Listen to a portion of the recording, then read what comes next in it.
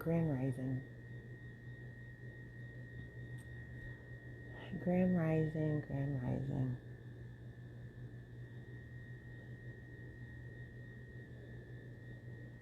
It's been a week.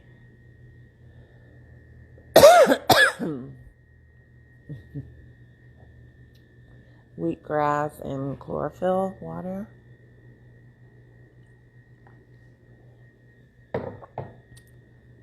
Which I just found out it's totally possible that it's been breaking my fast. Hey, Kat. I'm reading that it's possible that I've been breaking my fast by drinking, because it's got some calories in it. So I'm still doing my research. I'm trying to figure out some stuff. Hey, E. Hi, Eric. How you doing? Oop.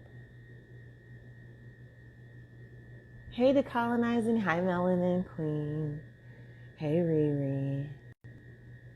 Oop.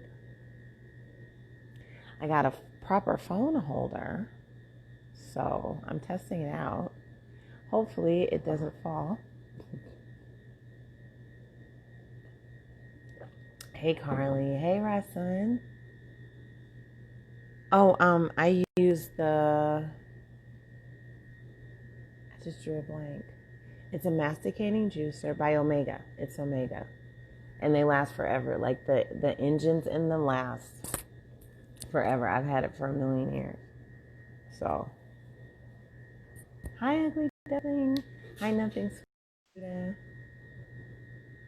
It is almost Scorpio season.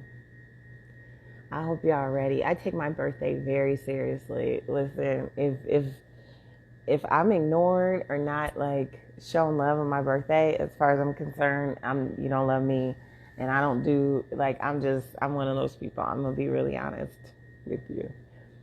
So I didn't go on yesterday.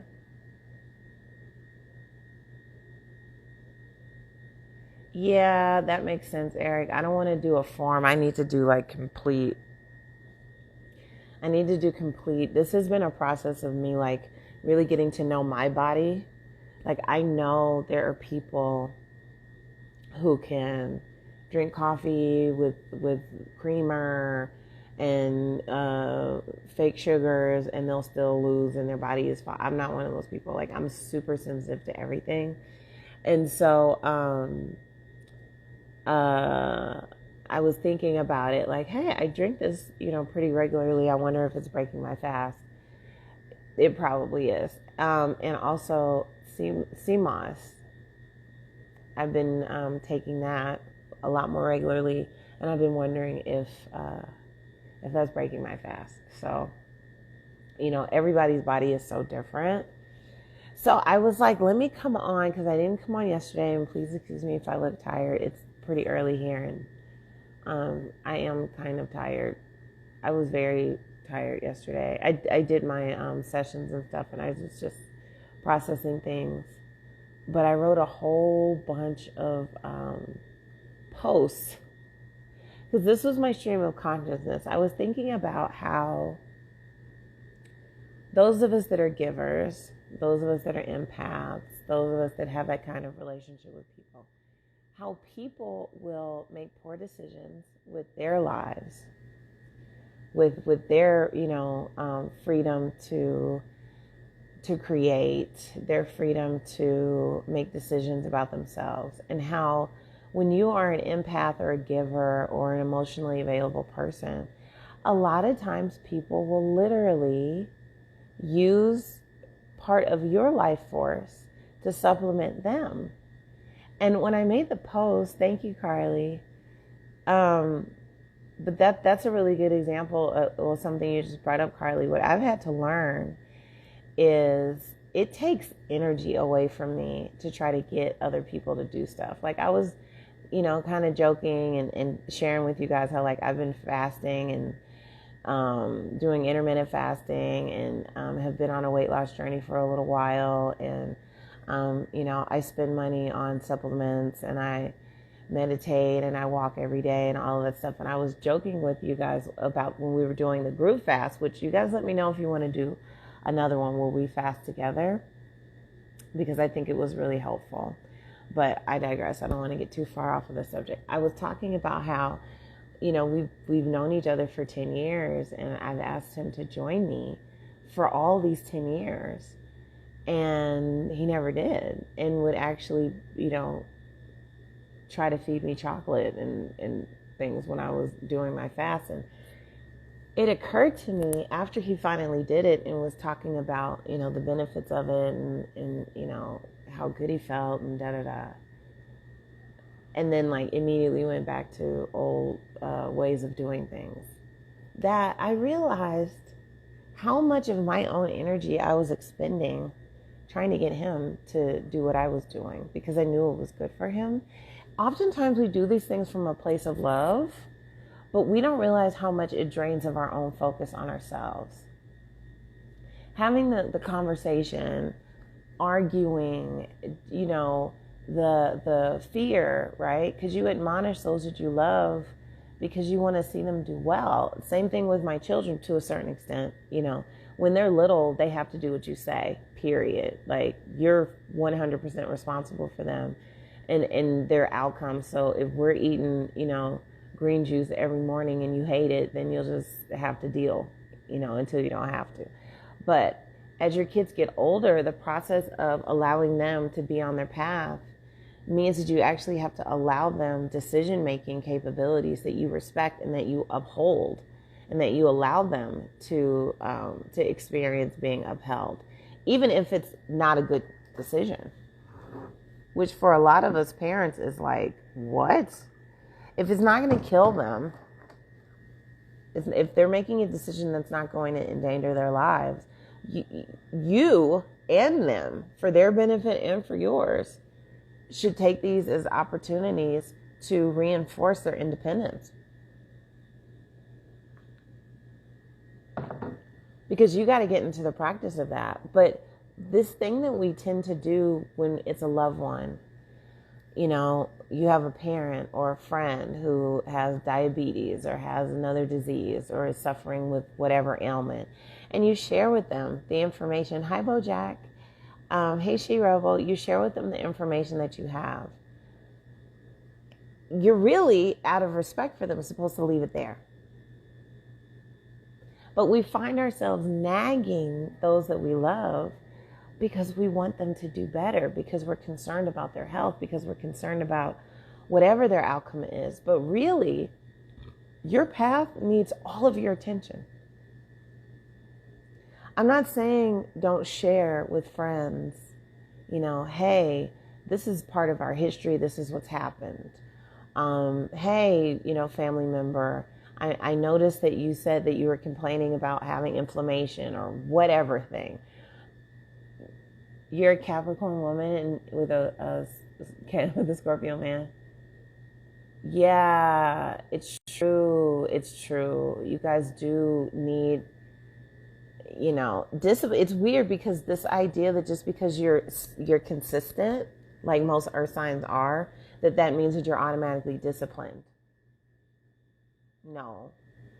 Whatever it is you've been doing forever is what you're going to do forever. That's what that means. It does not mean automatically that you are, that it's easy for you to change your habits or anything like that. But this applies to other things. You're absolutely right, Camilla. I'm talking about the mechanism and the function of the caretaker personality or the empath personality, and how we can find ourselves in controlling dynamics with people without realizing it. You as an empath, you as a caretaker, you as someone who holds that position in your family, have to be careful of controlling behaviors, even if they're rooted in genuine concern and love. Which a lot of people are like, I didn't know that I could be controlling because I'm an empath or I'm a sensitive person. No, we suffer with it as well because we're not comfortable just watching people sink their own ship. We're not comfortable watching people be in discomfort, even if they put themselves there. I'm here right now to give you permission to pull back. I'm here right now to give you permission to watch someone that you love do harm to themselves. Be there when they're ready for better instruction. Be there when they're ready to hear more. Be there when they're ready to make a change themselves. But being insistent, trying to control what they do or don't do is not healthy for you or for them, but it's really not healthy for you. The empath has to learn, Grand Rising Simon, the empath has to learn proper, healthy boundaries. The empath has to learn to not be quite so affected by the condition of others around you. The empath has to learn to turn inward. What? So much of our interactions with people around us are based on what it is that we give to them. It becomes part of our identity, but it can be so unhealthy for us.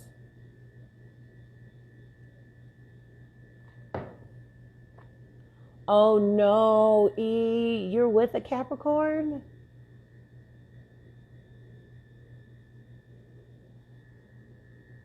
But I suspect that it's not quite so, well, no, you have that Scorpio moon.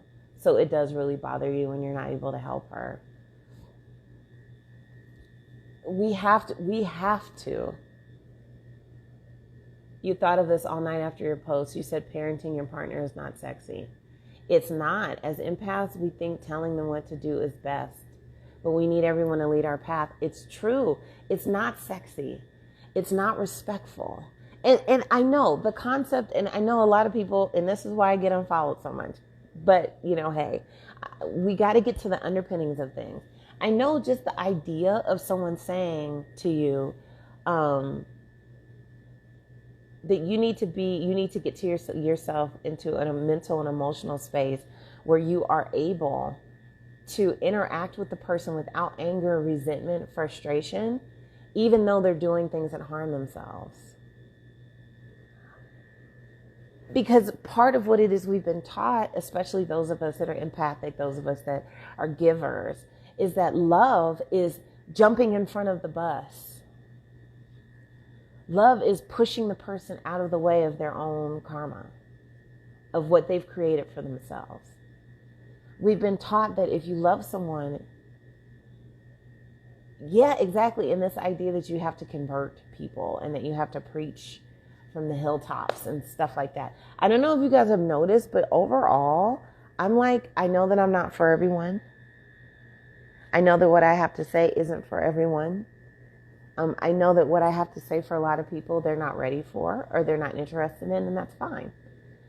But I'm asking us to evolve in our emotional intelligence. We're told, and we've heard many, many, many very intelligent, very spiritually evolved people talk about how not to absorb the projections of others, right? This is another aspect to that. Why are you absorbing hurt and sadness about another human being's situation who is making active choices to put themselves where they are?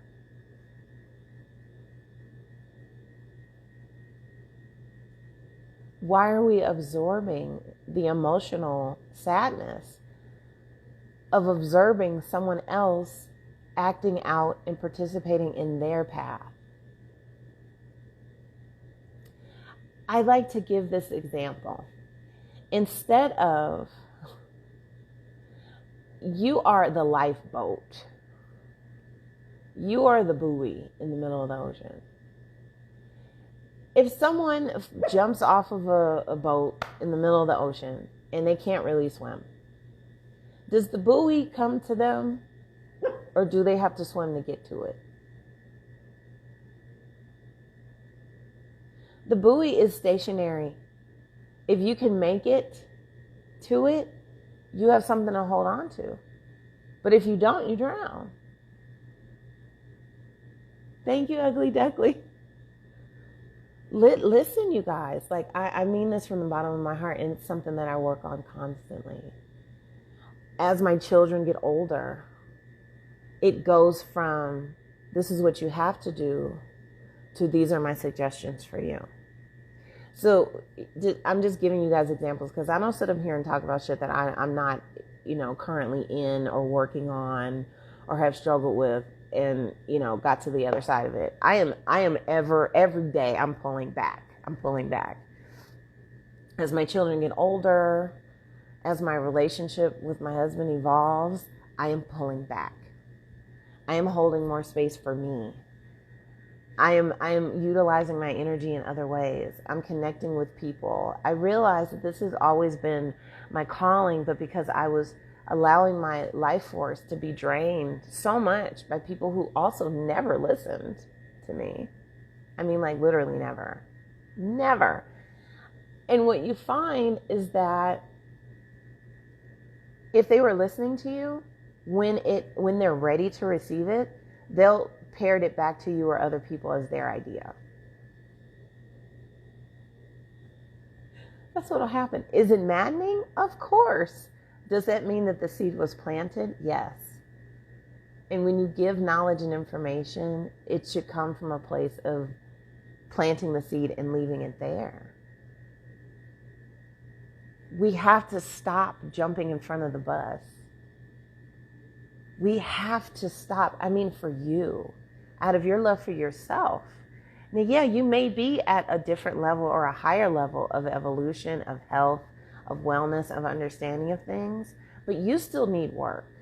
You still need someone to advocate for you. And when you're trying to give it to someone who's not seeking it, it's nothing but draining.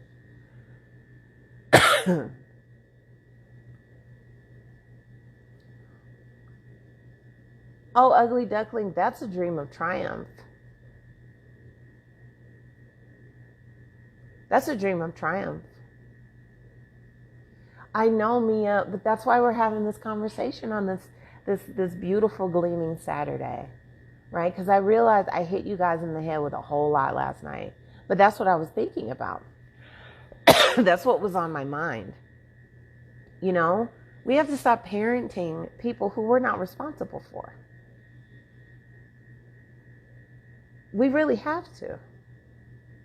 We have to stop raising people who are fully grown. We have to be comfortable creating boundaries that save ourselves for ourselves. My life energy is for me. Full stop.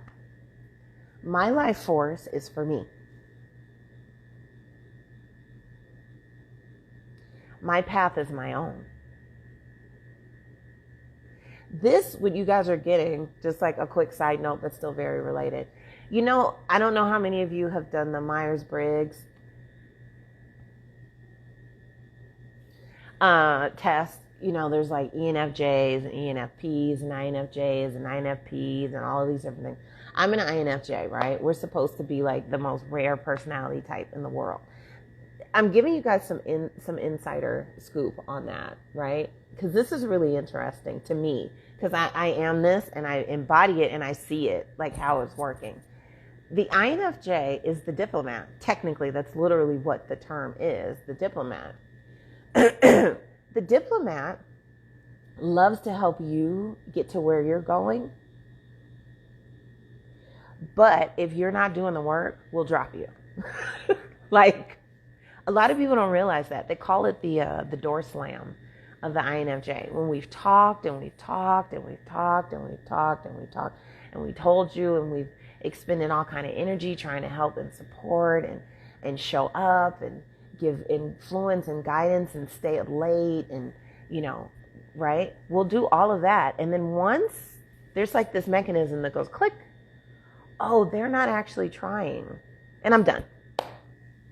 Exit stage left. This is extreme behavior, though. This is extreme. So I'm not saying that that's what everyone needs to do. I'm just saying that is one of the mechanisms that I have suffered with, where I will get so fed up and tired that I just shut off and turn. That's not balanced.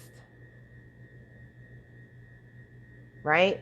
What is balanced is saying and holding reasonable boundaries for yourself that says, this person is expressing that they don't know. They're ignorant, right? The person doesn't know. If the person doesn't know and you have information that can be helpful, offer it to them.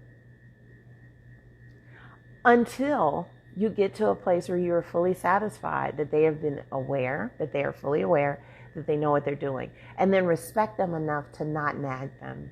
Respect them enough to know that they have diabetes and watch them eat a whole plate of rice, Eric. Respect them enough to know that your child is now 19 or 20 and they're in a bad relationship.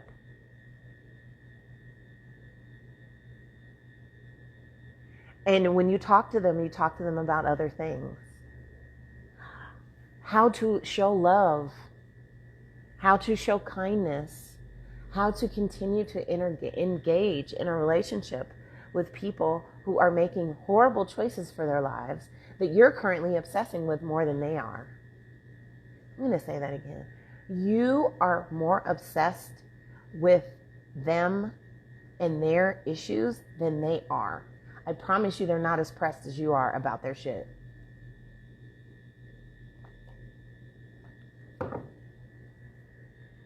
They're not.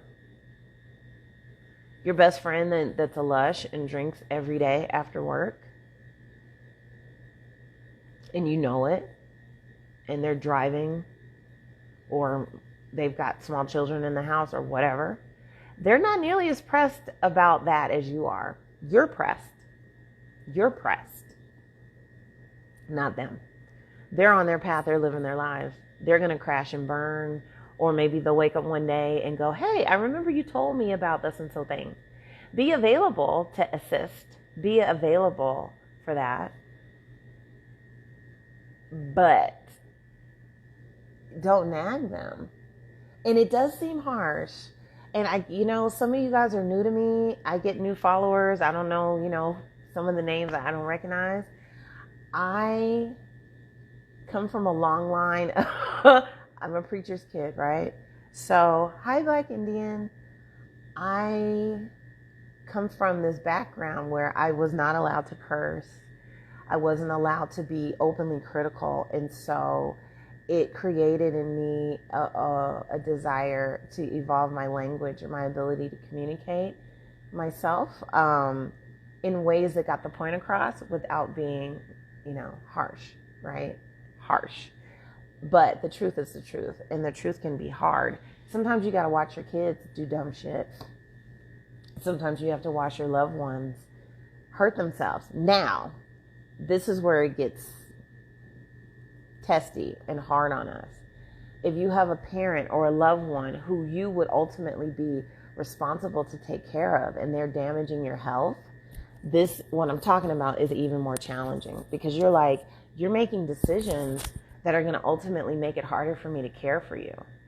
And I know that that's what's in a lot of the back of our minds, right? Like, you are making bad decisions that are going to affect my life, because I'm going to be the one that's got to wipe your ass, if you have a stroke.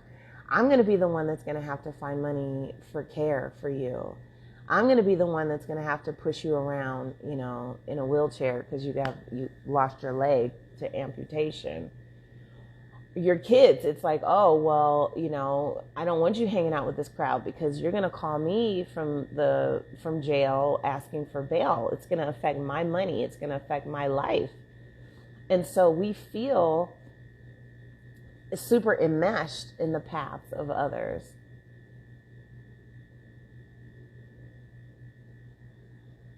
We feel enmeshed because we ultimately are realizing that the decisions of our loved ones can affect our lives directly. And I'm here to tell you, when I said stop parenting your parents, when I said stop parenting your partner, I mean that. I mean that. It's radical and it sounds harsh. But that means that even in the last times, I have people who I've been coaching, spiritual coaching, who have said to me, I can't leave my dad. He got his liver's bad. He needs a transplant. Well, your dad needs a liver transplant because he was an alcoholic all his life. That doesn't mean that he has the right to access your life energy. That doesn't mean that he has the right to now take from you and your future. That doesn't mean that. That means that he made decisions about his life. And so we as a collective need to start having conversations, because you guys know I'm always talking about accountability, accountability, accountability, and balancing that with empathy, because there is a balance. I'm talking about our extremes right now. I'm having between me and 25 of you are having this intimate conversation about where the line is in the sand. If you can, from an emotionally stable place that doesn't harm you, be a caretaker for someone, by all means. But you and your needs must come first, not 10th. You have to put yourself first. It is not selfish, it's strengthening. When your cup is full, you can share with others. When you have nothing in your cup, everyone around you has a full one because they've taken from yours. Do you hear me? If you're running around here parched and your cup is empty, but everyone around you seems full, where do you think they got it? If you're hungry, but everyone around you has more than enough, where do you think they got it?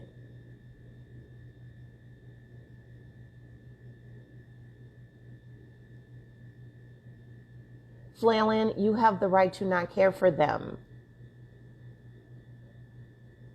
It's not selfish. I'm not talking about, oh, your loved one got in a car accident, or your loved one, is suffering from some degenerative disease that don't have nothing. What I'm talking about is us actually practicing proper evaluation for the extent to which we involve ourselves in other people's lives. Because I keep, listen, you guys are spending money scheduling relocation appointments with me, scheduling, spiritual readings with me. I respect your money and your time. And I see you guys do this over and over again, where you're making these appointments and you're telling me, oh, I want to go see the world. I want to travel. I want to move somewhere else. I want to do these things. Spirit's calling to me, da da da da da da da, right? I hear this all the time from you. You spend money with me. And then I ask you, well, how come you haven't done it? And you know what I hear? Oh, well, my 10-year-old will miss her friends at school. Or who's going to take care of my dad? Or who's going to take care of my mom if I leave? And oh, my sister needs help with her kids. Or oh, my brother's in jail and I put money on his books. And and a lot of y'all be looking at me like, you understand, right? No, I don't. No, I don't. No, I don't. I don't understand. I don't understand. I don't understand.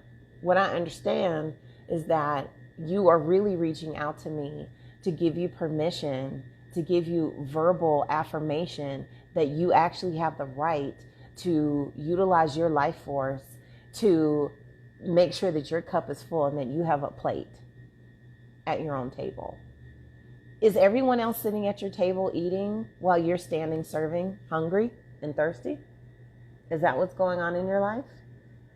Is everyone sitting at your table filling their belly, getting refills, getting seconds, while you're standing serving, hungry, annoyed, frustrated, and tired? Is that what's happening?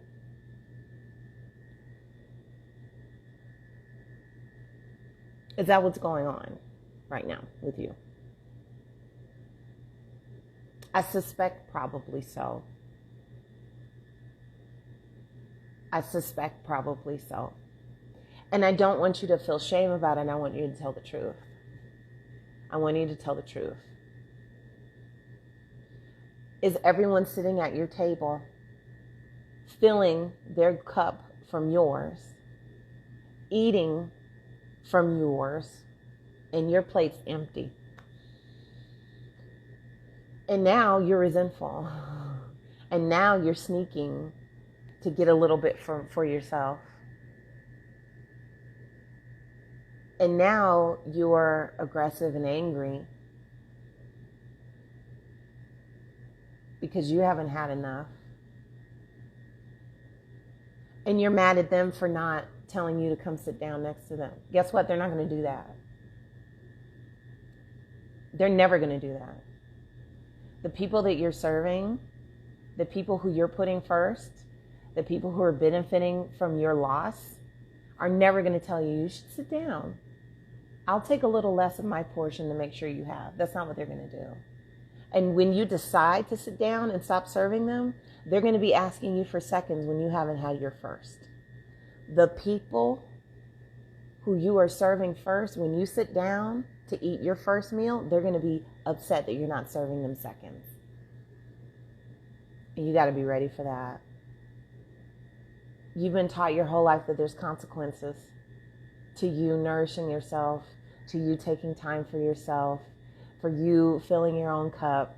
You've been taught forever that there's consequences and that that's a horrible thing and that you're being selfish and terrible and da-da-da-da-da. This is what narcissists, this is what people who are self-centered, this is what people who are irresponsible will say to you. You're being selfish for wanting to eat your first meal and not serving them their second. They're not worried about whether or not you got a portion. They're not. Part of it, ugly duckling, is the stuff that I'm talking about now. I'm not a big proponent of traditional therapy. Like, that's not my thing. It has its place. It has its place. But what I find that it does in most circumstances is it's a way of intellectualizing your feelings. It's a way of intellectualizing and categorizing your feelings. And then it doesn't really present. It's this idea that by discussing it, by talking about it, that you're going to be able to like change it. And actually what ends up happening a lot of times is that you're just revisiting trauma and you're not ever getting to the solutions part. That's what I've experienced. Quiet. The goats are out. She hates them. She hates them. Come here, Puka. I need you to be quiet. Come here.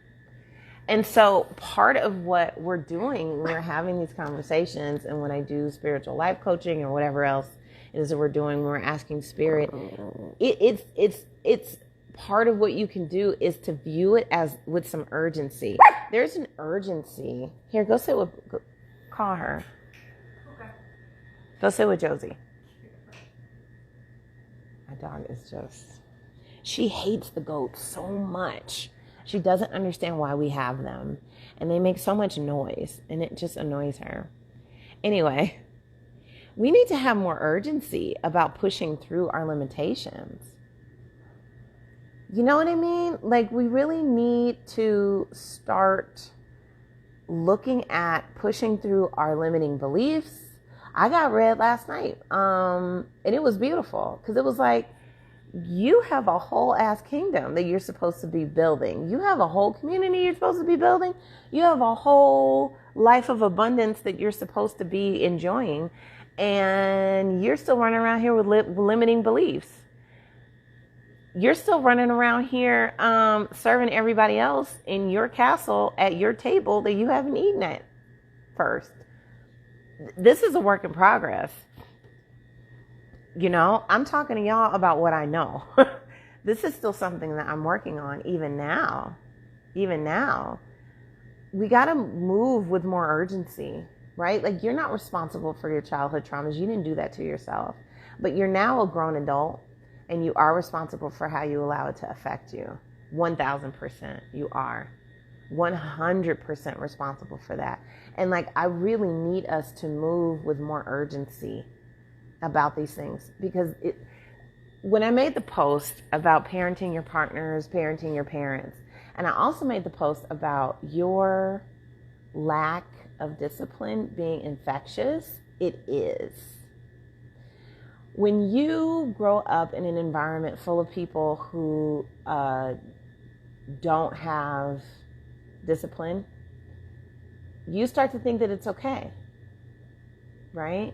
When you grow up around people who who will wait until 15 minutes before their appointment to leave, but the location is 30 minutes away, and they're speeding through traffic, and they're, yelling at other people as if it's their fault that they're late. When you grow up in that kind of energy, it gives you an excuse to kind of be lazy and to be last minute and to all of that. right? When you grow up in that environment, it makes it okay to you in your unconscious mind.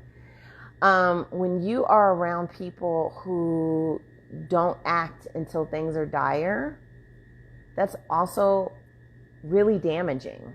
It's really damaging because it's this reinforcement of this last minute, unprepared type of interaction with the universe that doesn't get you anywhere. You know, like if I take something seriously, if it's important to me, I'm going to prepare for it. If I want to be somewhere on time, I'm going to leave early enough because it matters to me, because I have respect for myself enough to allow myself the time that I need. It's a part of our procrastination. Procrastination is another form of not having proper self-love. There's a lack of urgency. There's a lack of importance. I know a lot of us will make sure that our kids are at their appointment on time, or that our partners are, doing what it is that they're doing. But we aren't committed to ourselves. You got to keep commitments to yourself. I mean, everything that I'm saying, you probably need to be spending more time parenting your hurt inner child than parenting your partner or your parents. There's nobody else that's going to do it for you but you. Nobody is going to pull a seat at your table that you're serving at. They're not. It doesn't even occur to you to ask the waitress to sit down when they're bringing you your food. You're sitting there frustrated waiting for them to bring it. That's literally how people are looking at you. And it doesn't mean that they don't love you. It doesn't. It just means that they have grown accustomed to holding priority in your life that you don't. So when you unseat them, they're going to get mad at you. You've been warned. That goes for your friends. That goes for family. That goes for coworkers. That goes for the person that you're on a team with at work who never does their part, and you end up doing the extra to close the gap because you don't want to look bad. You have another option. Documenting your work. You could be putting your energy into documenting your work so that you get credit because you deserve it. Because what happens is when you do that, you are instructing people on how to ride your back. You're announcing to the world that you're a mule. When we don't hold others accountable for their shit, it is an announcement. It's a welcome mat to be treated like a mule. That's what that's communicating. It says, here's my back. Come ride me. Oh, you're not going to take care of your part of this project for work? Then, okay, well, I'll do it because, and then you don't speak up for yourself. You don't tell the truth. You start keeping secrets about how you're being used because you're embarrassed. And now you're struggling with low self-esteem and you feel trapped. So many of you tell me, I feel so trapped. I'm feeling really trapped. I feel like I can't be free. I feel like I can't do the things that I really want to do. And a lot of times the reason for it is it's the Eight of Swords. It's the Devil card. You have created in your head bondage to things to maintain for other people that you could literally just stop doing.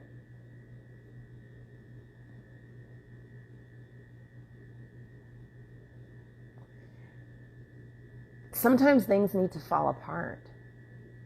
Sometimes, and I hope y'all don't get too mad at me for this, sometimes your act of love is allowing the person to fail.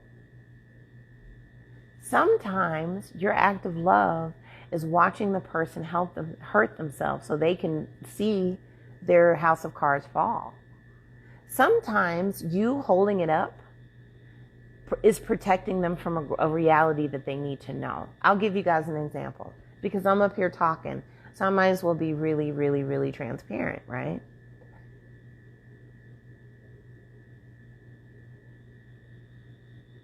Y'all know I have kids. You guys know each of my sons have different fathers. I don't have no shame about it. I used to. And we'll have a conversation about that on another day. My youngest son, I was married to his father. He's my ex-husband. And this man has consistently, since we got divorced,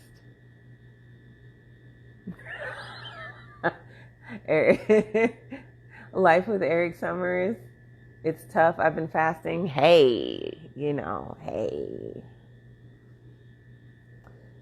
That's how it be. Cause, yeah. I don't, and my birthday's coming up and I just like, this is, because there's an urgency right now. Like there's a real urgency and, we don't have time for this, like your survival can literally be wrapped up in the fact that you are trying to hold someone up that's going to drown you. We're talking about real survival right now, y'all. I want you guys to survive because you deserve it. I want you to say to yourself, I deserve to survive even if people around me don't.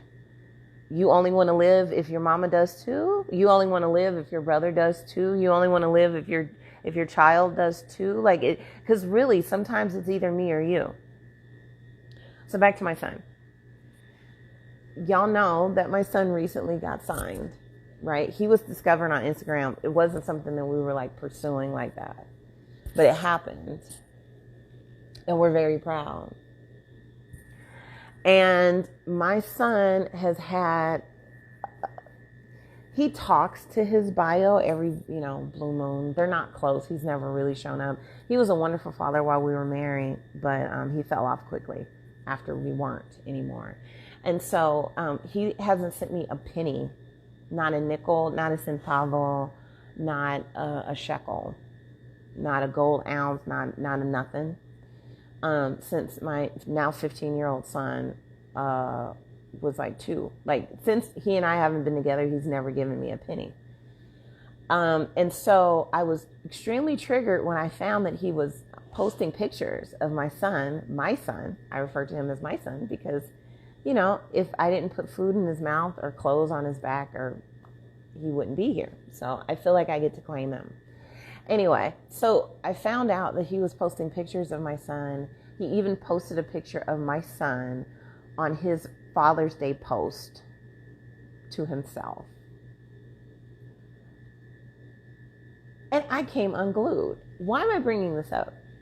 All of this time, I've been carrying the 100% weight of taking care of my son and still allowing for and never saying anything about the fact that I was being wronged, the fact that I was not being respected, the fact that I was never supported. We created this child together. He was my husband. He wasn't, one night stand, some guy I just met. Like we were married and we have a child together.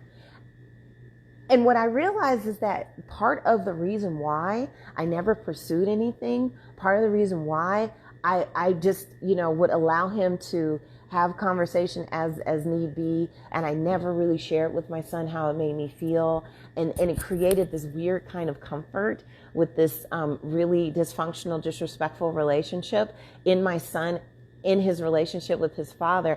I was carrying that for my son's sake, because I never wanted him to feel the reality of who it is that his father is.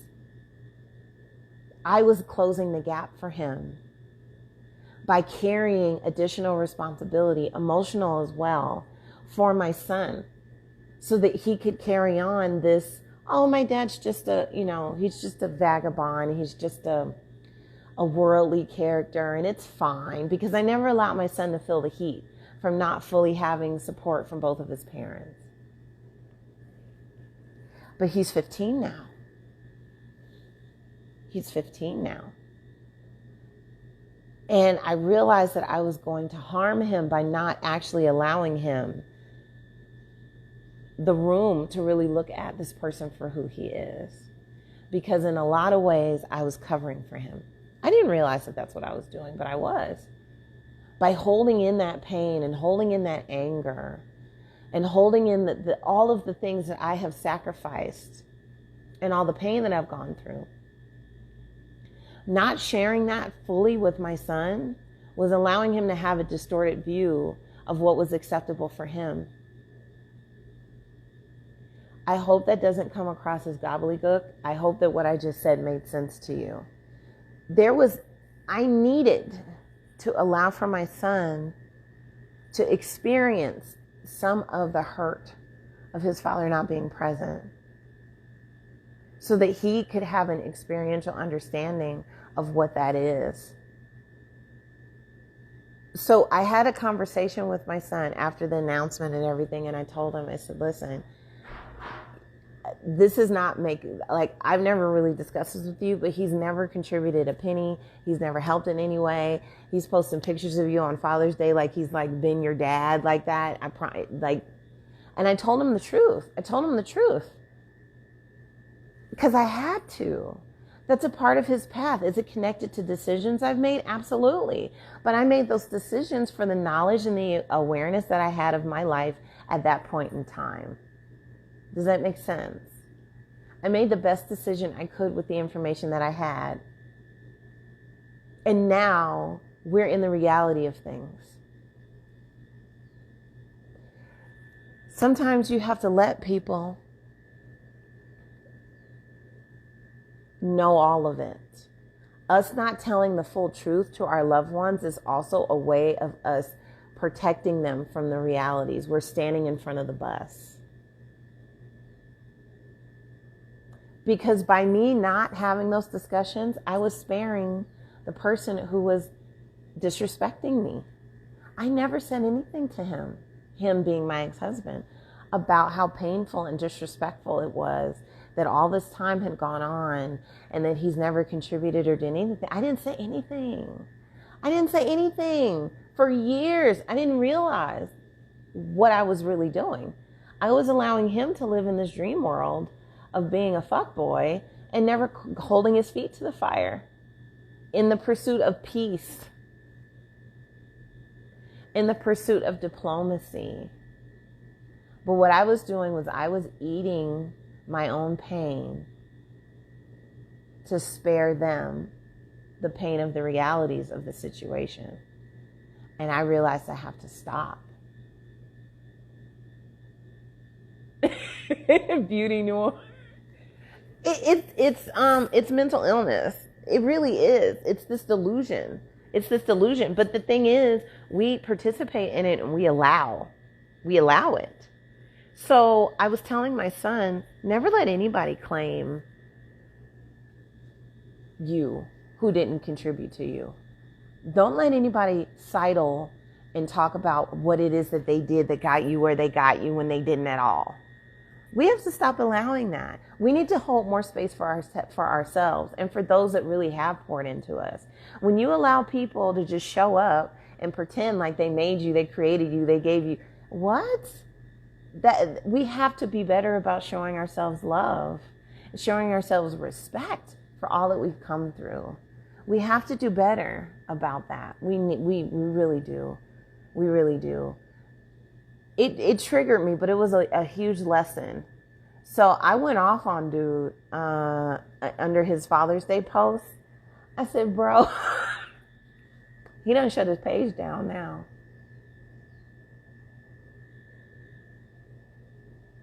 Why should I hold it in?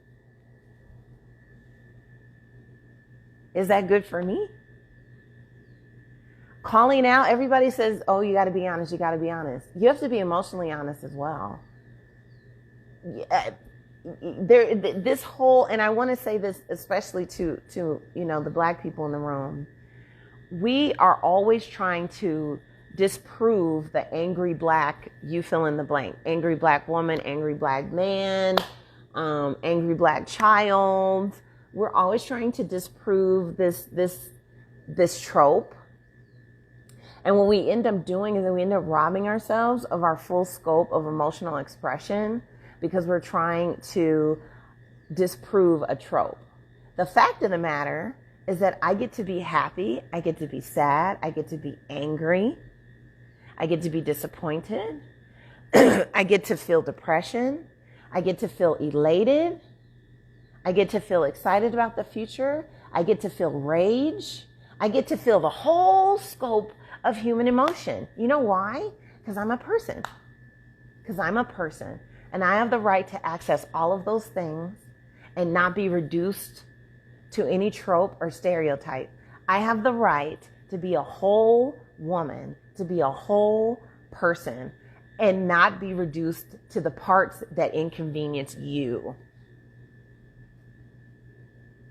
I get to experience the natural feelings that go with being mistreated.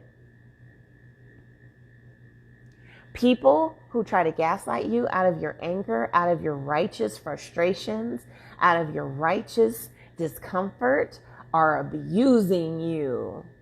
That's why they don't want to hear about it. That's why they tell you not to complain. That's why they tell you to sit quietly and deal. Because they're abusing you. That's abuse. And we have collectively been abused. So guess what? I went on to my ex-husband's page because he posted a picture of a child that he hasn't contributed a cent to. And I said, sir, and all of your however many thousand followers, they don't know this because I'm sure you're not honest, but you haven't contributed a cent to his life. You call him every few months. You don't send him clothes. You don't offer to help with anything. You don't call me and thank me for doing the amazing job that I'm doing. So, as his life and career continues to increase and do better, don't you ever ask him for a cent. You will not see a penny. You will not see a centavo. You will get what it is that you've given, which is nothing. I said it. I don't regret it. I think it needed to be said. It was absolutely important. I needed to say it because it was the truth. And you know what he did? He shut his whole page down. He shut his whole page down because he couldn't take it because it's the truth. Yes, I have a witness. He shut his whole page down. And what I realized was that it was actually partially my fault that this person felt comfortable claiming my child because I had been silent. Because I had been silently carrying this around. I gave him permission to disrespect me and to disrespect my son because I never called him out on it in public. And I only called him out on it in private just this year. He's 15 years old. I've been carrying that around. So just to kind of bring it full circle, you guys, to some of you that have just come in, nobody who is sitting at your table with a full plate and a full cup that you poured into them is going to offer you a seat at the table while you're standing and serving. It's your table that they're eating at because you gave them that seat. You gave them permission. You're sharing your life force with people who are literally, did you think about this? You showing up to clean up after them is encouraging people to keep making messes because they know you're going to clean it up. You cleaning up the messes of your friends and family and other people that don't take their lives seriously. Anything that you love, you prepare for. Anything that you love, you prepare for. Anything that you love, you prepare for. And the fact that they have you means that they don't have to prepare. Because they know that you're going to fill in the gap. They know that you are going to fix it for them. They know that. They're not worried about their consequences because they know that they have you to shield them from it. If you love them, you let them feel their own repercussions. If you love them. If you love someone, you tell them, you share with them the knowledge, you model how to do it differently, and you respect them enough to let them ignore you. You got to. You have to. I'm showing more love and respect for my family than ever. I'm showing more love and respect for my friends than ever. I'm showing more love and respect for my husband than ever. I'm showing more love and respect for my children than ever. I tell them, I model, I leave them be. I tell them, I model the behavior, and I leave them be.